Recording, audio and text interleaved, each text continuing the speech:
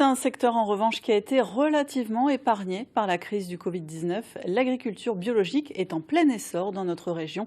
Les Hauts-de-France comptent désormais plus de 1000 fermes bio, des agriculteurs conventionnels qui franchissent le pas, mais aussi des nouveaux venus en reconversion professionnelle. C'est le cas de Nicolas Guillou, installé à Piquigny dans la Somme. Cet ancien cadre dans l'industrie s'est lancé dans les légumes. Dominique Patinec et Élise Ramirez l'ont rencontré. La terre est basse, adage familier des jardiniers et paysans. Chez Nicolas Guillou, l'expression perd son sens. Dans sa parcelle, les cultures sont rehaussées pour éviter une fatigue inutile. Il ne gâche pas non plus son temps à désherber. Le bac est occupé en permanence. On est en train de planter des céleris ravins. Donc au milieu de l'ail, puisqu'en fait dans les rangs intermédiaires, on a récolté de la salade cette semaine pour les mettre dans les paniers. Et donc du coup, on vient remplir les rangs pour que la terre ne soit pas à nu. Nicolas est un drôle d'oiseau. Pendant des années, il a œuvré dans l'industrie. Automobile, aéronautique, verrerie.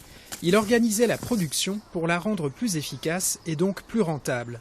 Nicolas a changé de vie en se servant de ses compétences. Quand il fait pousser des légumes, il recherche le rendement en respectant la terre. Regardez ces épis de seigle. Ils ne seront pas récoltés, mais couchés là où ils ont poussé.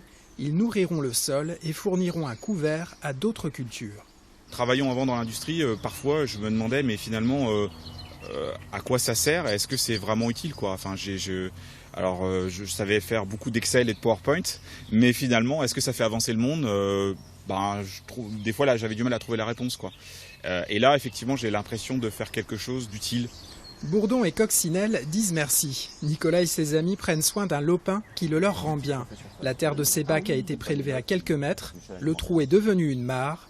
Oiseaux, insectes et batraciens colonisent les lieux. Un équilibre s'installe.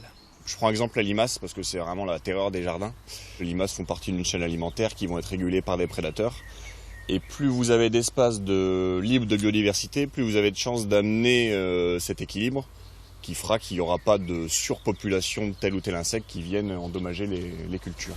Nicolas a travaillé seul depuis 2 ans. Ces dernières semaines, des volontaires comme Guillaume sont venus lui donner un coup de main. À ses côtés, ils apprennent les gestes méticuleux d'une agriculture haute couture réalisée sur de petites parcelles. Terrain, bâtiments, matériel, Nicolas évalue son investissement à 200 000 €.